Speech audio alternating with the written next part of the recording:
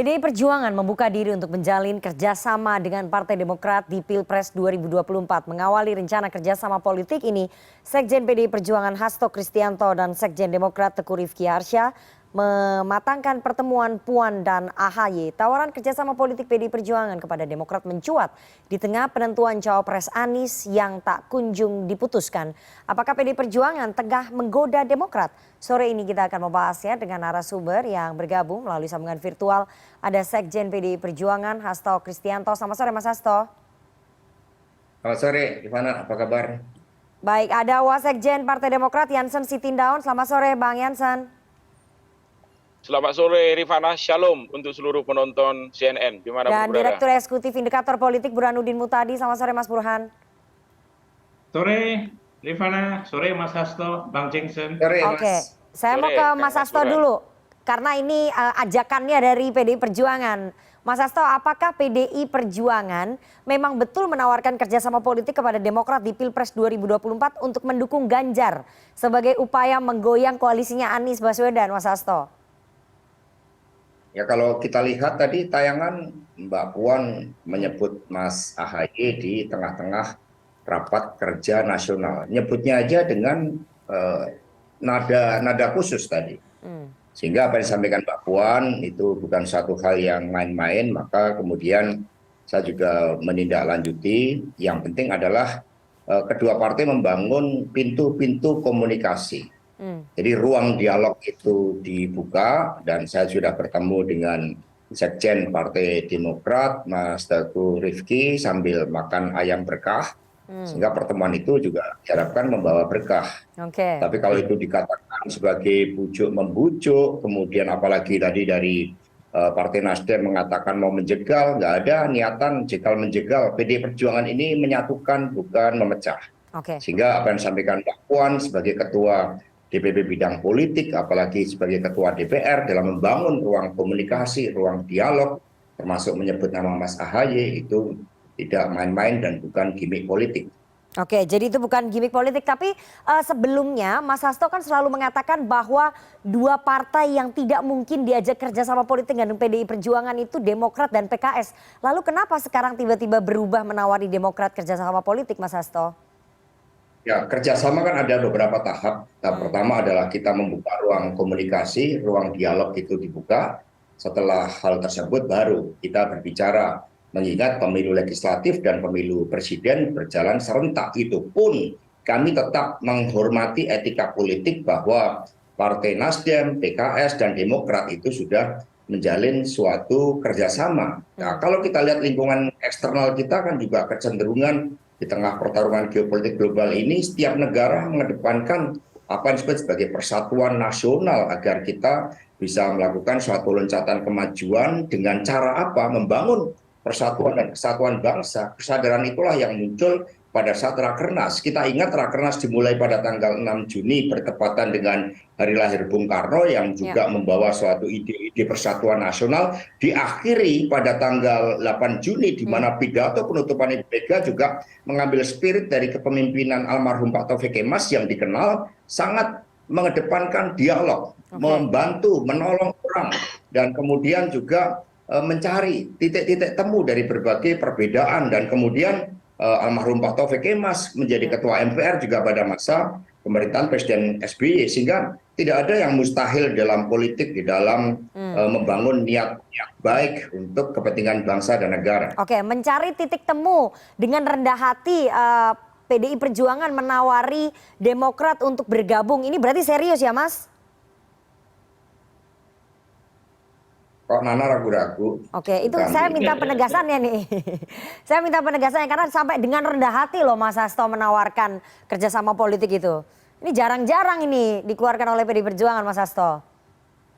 Ya, artinya kita lihat di lingkungan eksternal tadi saya katakan Iran Arab Saudi bertemu untuk kepentingan stabilitas kawasan global. Kita bertemu untuk membangun loncatan kemajuan dengan memanfaatkan bonus demografi, tetapi ini kan yang penting kan komunikasi terlebih dahulu. Arah kerjasama nanti akan dilakukan setelah pertemuan yang kami rancang antara Mbak Puan dan Mas AHY. Paling tidak berbagai sekat-sekat yang semula menghambat dengan posisi Mbak Puan selaku Ketua DPR, ini sudah mencair dan dibuka suatu dialog-dialog yang menurut kami sangat penting dan kondusif bagi kepentingan masa depan. Oke, saya mau ke Bang Jansen. Bang Jansen, apakah kemudian Demokrat tertarik dengan tawaran kerjasama dari PDI Perjuangan? Mungkin tidak sekarang ya, tapi nanti mungkin di putaran kedua atau mungkin bisa juga sekarang. Atau Demokrat menganggap ini ya nggak serius, hanya gimmick politik saja.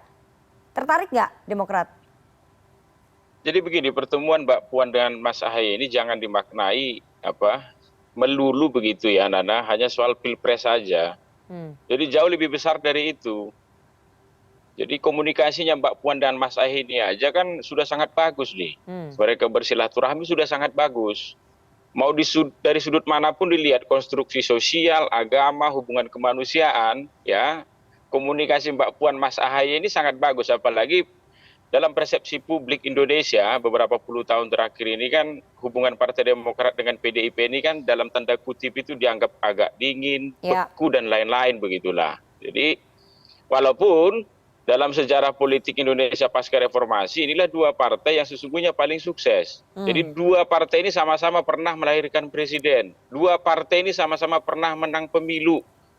Dan kalau dua partai ini di luar pemerintahan, dua-duanya sama-sama konsisten. Jadi dua-dua partai ini sesungguhnya sudah saling mengerti posisinya masing-masing.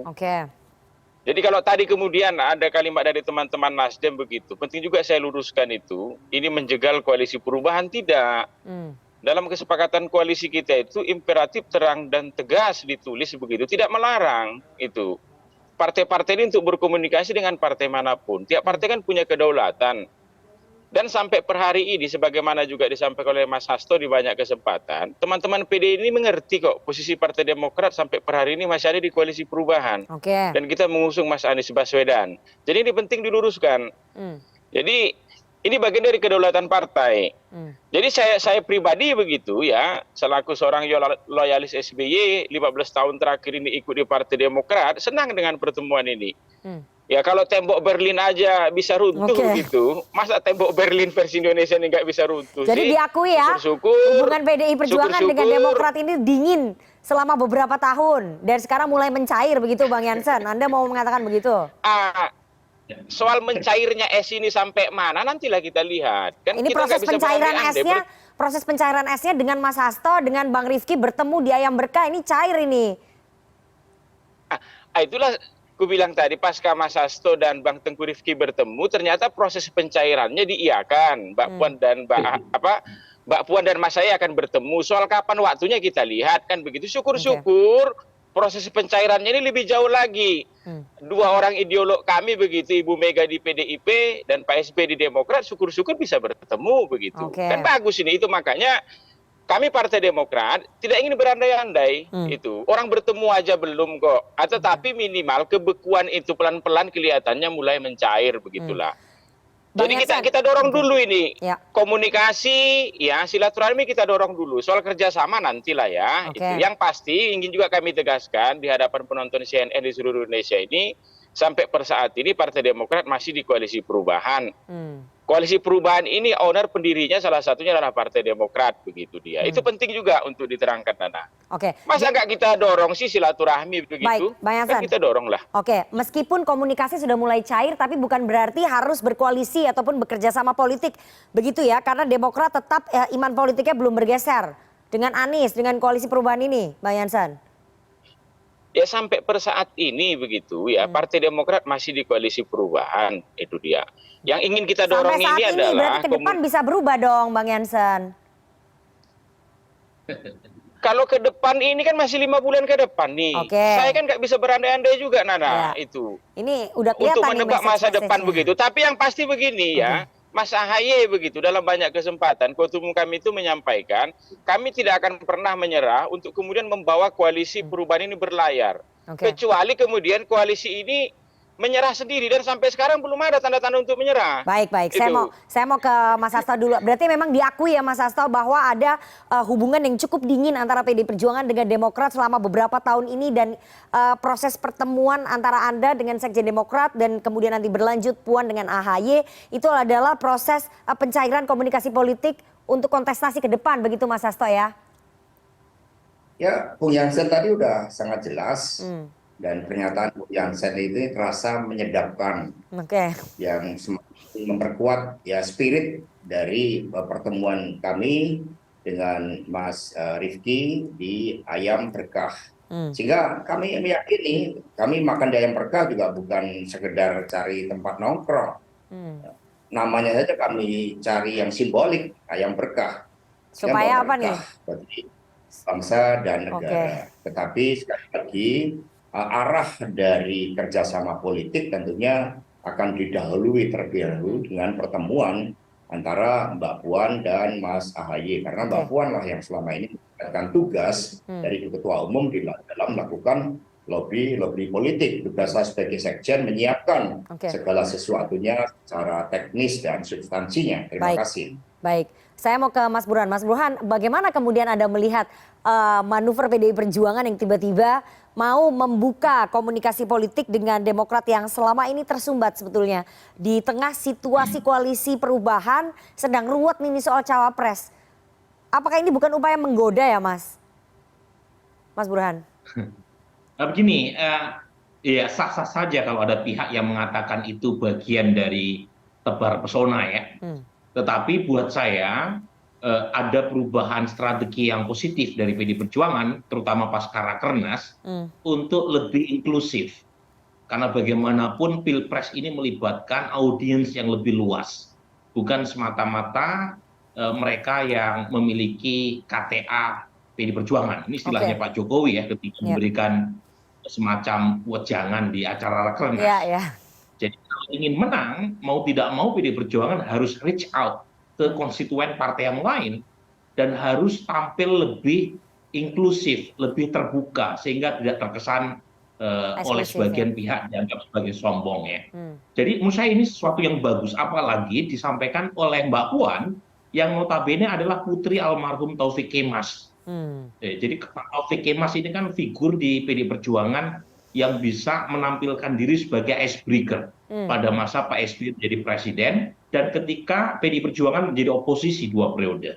Jadi itu, tetapi bukan berarti hanya dari sisi PD Perjuangan saja yang mengambil untung ya dari Iya, pertemuan Mbak Puan dengan Mas AHY nanti. Ini semacam simbiosis mutualisme menurut saya ya. oke.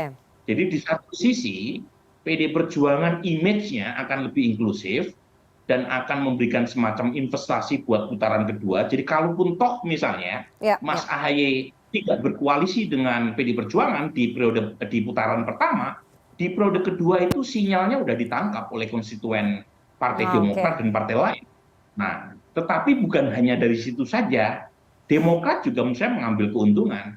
Paling tidak harga saham Mas AHY naik nih. Di koalisinya Jadi Anies ya. bagaimanapun bargaining posisinya naik Di di koalisinya saat Anies. Mas Anies Oke. masih belum menentukan siapa cawapresnya. Hmm, hmm. Dan jangan lupa acara belum digelar, pertemuan antara Mas AHY dengan Mbak Puan udah didiskusikan berkali-kali sama Rifana kan di Iya. CNN. Jadi itu menaikkan popularitas Mas AHY. Hmm, Dan saat yang sama pula jangan lupa pula bagaimanapun ada kasus di MA terkait dengan PK Muldoko. Oke. Jadi dengan ajakan pertemuan Mbak Puan dan PD Perjuangan yang di follow up sama Mas Hasto, itu secara tidak langsung PD Perjuangan memberi semacam legitimasi bahwa kepemimpinan yang sah di Partai Demokrat adalah AHY gitu. Oke. Jadi menurut saya ini simbiosis mutualisme yang menguntungkan kedua belah pihak dan Oke. menguntungkan publik. Ini yang paling penting ya. Iya, iya. Jadi publik mendapatkan suguhan pertunjukan bahwa elit meskipun berbeda aspirasi politik, mereka masih bisa makan ayam di Berkah, bisa restoran. duduk bersama, bisa makan bersama, mendapatkan keuntungan bersama begitu ya. Oke, ini sama-sama win-win solution ini, saling memanfaatkan. Tapi ada yang rugi juga Rifana. Ya nanti Mas Hasto kita bahasnya nanti dulu, kita harus jeda terlebih dahulu. Analisisnya Mas Burhan menarik sekali, tapi kita harus jeda terlebih dahulu. Jangan kemana-mana, tetap bersama kami di CNN Indonesia Newsroom.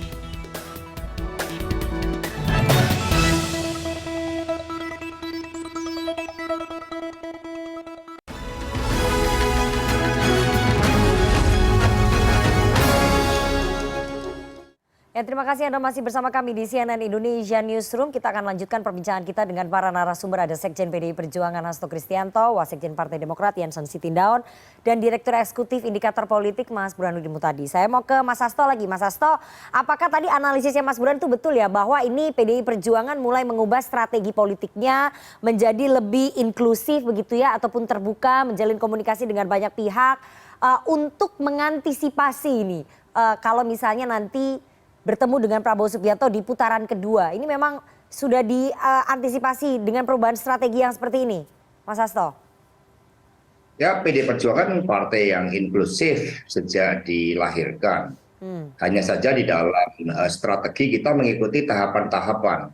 Mengapa kemudian setelah Pak Ganjar diumumkan pada tanggal 21 April, kemudian kami lebih memilih ke dalam, karena tahapannya adalah pencalonan anggota legislatif, jumlahnya mencapai 32.000, sehingga itu kemudian ada orang yang tidak sabar lalu mengatakan PD Perjuangan eksklusif. Padahal sejak awal kami punya spirit gotong royong, dan itu terbukti sejak pemerintahan pertama Presiden Jokowi, kedua kami menunjukkan suatu ruang kerjasama yang sangat baik, dan bekerja dengan PD Perjuangan itu nyaman, tidak neko-neko, kami tidak pernah nusuk dari belakang, kami percaya di dalam kepemimpinan Presiden Jokowi, dan kemudian kami juga berpolitik dengan mengedepankan etika kepartian yang baik. Maka ketika saya bertemu dengan Mas Sekjen Partai Demokrat, Mas Rifki, kami juga sharing dengan enak bagaimana susahnya membangun partai politik, kemudian kami dialogkan sistem pemilu yang ideal ke depan seperti apa. Itu kan mencerminkan meskipun kami tidak bertemu, tetapi berbagai isu-isu nasional yang disebut sebagai national calling itu membuat partai-partai cenderung untuk bersatu.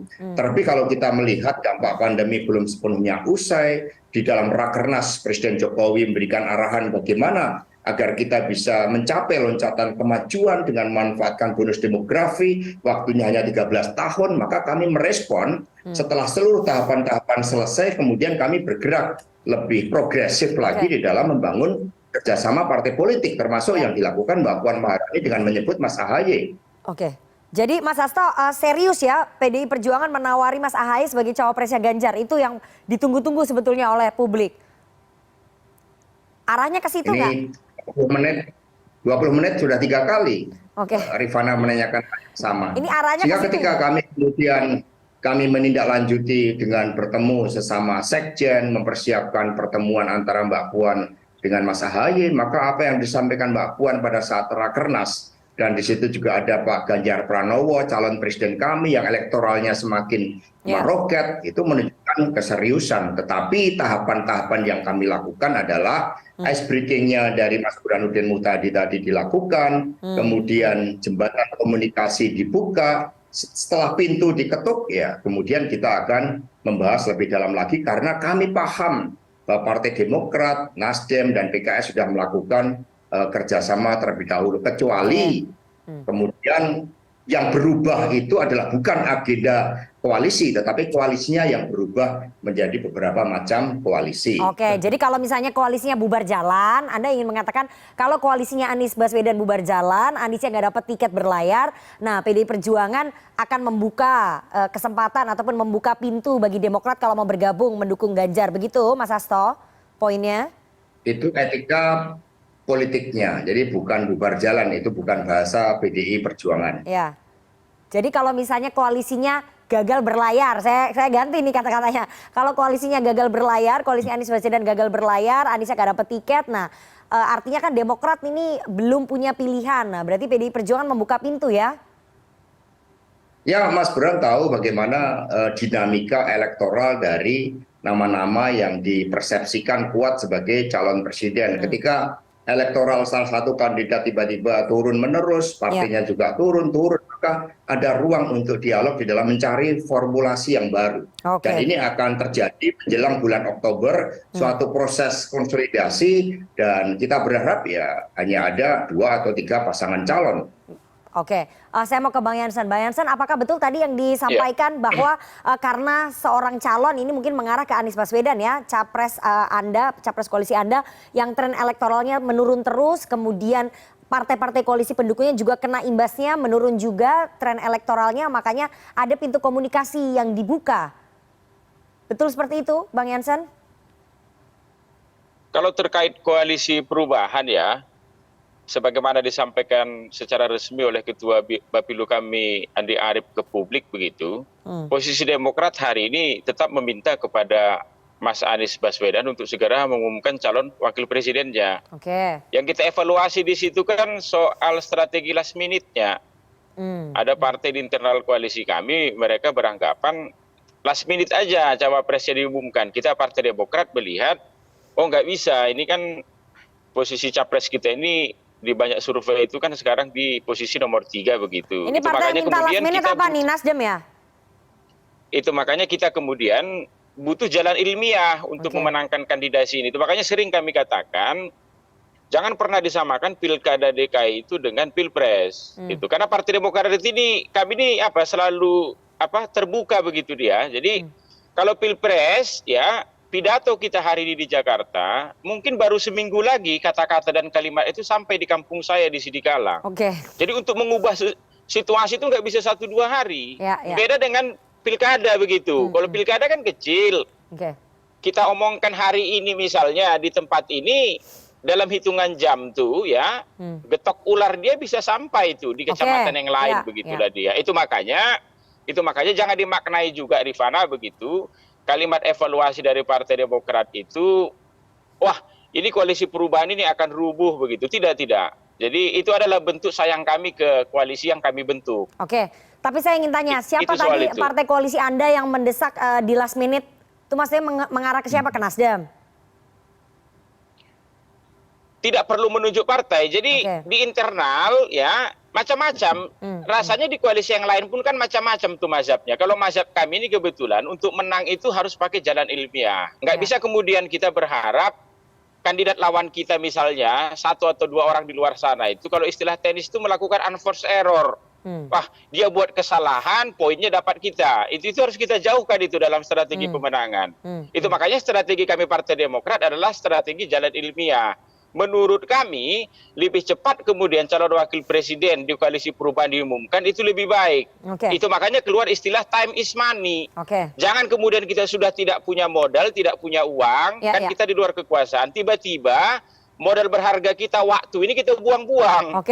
Malahan sesungguhnya koalisi perubahan ini adalah aset utamanya itu waktu. Waktu itu yang paling berharga begitu. Jangan kita buang-buang. Kalau kemudian calon presiden, wakil presiden koalisi perubahan ini sudah jelas, kan luar biasa tuh. 3 partai ini langsung terkonsolidasi secara nasional, gerakan rakyat, relawan, langsung bisa bekerja secara bersama-sama begitu. Sehingga kemudian capres kita yang hari ini di posisi nomor 3 itu ya dalam rentang waktu beberapa bulan ke depan ini bisa mengejar ketertinggalan elektabilitasnya dengan 2 capres di atasnya. Bang Jansen, tapi saya ingin tanya ya, apakah kemudian Demokrat menjadikan komunikasi dengan PDI Perjuangan ini sebagai daya tawar begitu ke koalisi perubahannya Anies Baswedan supaya ayo lebih cepat dong kita umumkan cawapresnya, kalau kelamaan kita bisa buka komunikasi politik dengan yang lain nih, terutama dengan PDI Perjuangan.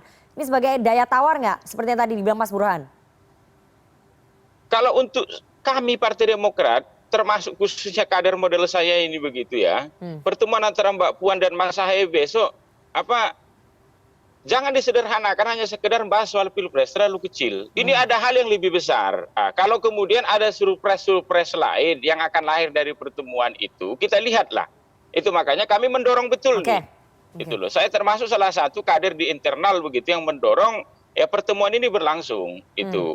Kalau kemudian pertemuan itu berlangsung, ya ada banyak hal yang bisa dibicarakan. Apalagi kan 2 orang ini pemimpin muda kita ke depan. Itu tidak bisa kita hindari. Ini adalah 2 aktor paling besar hari ini ya dalam politik Indonesia, Mbak Puan dan Mas Ahaye ini. Mereka berdua punya partai politik, punya pasukan yang lengkap, punya mentor yang bagus, ideolognya sama-sama mantan presiden di negara ini begitu dia. Jadi kita dorong. Kalau saya itu dia. Itu. Jadi komunikasi dulu ya soal kerjasama dan lain-lain pasti kita bicarakan pasca itulah karena ada tahapan-tahapannya kan. Baik. Ini ke Mas Burhan. Mas Burhan, dua-duanya baik Demokrat dan juga PDI Perjuangan bilang bahwa yang penting komunikasinya dulu dicairkan. Kalau misalnya mau bicara kerjasama nanti ada tahapan-tahapannya. Sepertinya nggak mau langsung buru-buru ini, penjajakan dulu, mencairkan suasana dulu. Tapi saya mau tanya seberapa besar kemudian peluangnya Partai Demokrat bergabung dengan PDI Perjuangan di Pilpres 2024? Apakah